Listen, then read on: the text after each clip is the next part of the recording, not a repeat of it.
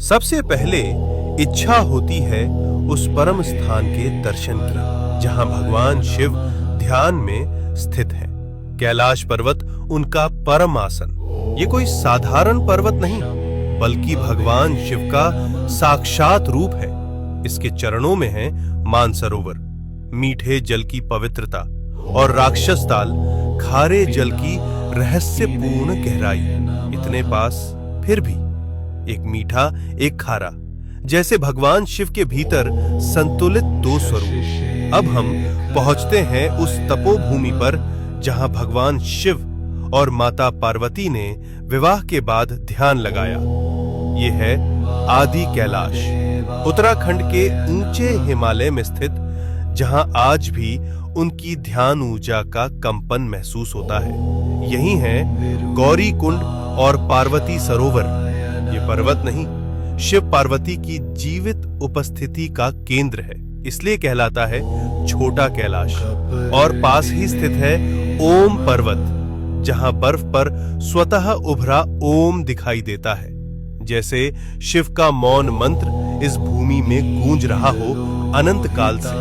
अब हम बढ़ते हैं हिमाचल की उस रहस्यमयी चोटी की ओर जहां विराजमान है स्वयं भगवान शिव, जिसे कहा जाता है मणि महेश कैलाश। इस पर्वत की चोटी से दिखाई देती है एक दिव्य मणि। मान्यता है जब भगवान शिव प्रसन्न होते हैं तो ये मणि दिव्य तेज प्रकट करती है, जो भक्तों के जीवन में भर देती है एक दिव्य प्रकाश। इसके चरणों में स्थित है पवित्र मणि महेश झील, जहां हजारों श्रद्धालु हर वर्ष स्नान करते हैं और भगवान शिव का आशीर्वाद प्राप्त करते हैं। अब हम पहुंचते हैं हिमालय की उस ऊंचाई पर जहां की हवा भी हर हर महादेव का जप करती है। यह है श्रीखंड महादेव। यहाँ स्थित है एक भव्य प्राकृतिक शिवलिंग।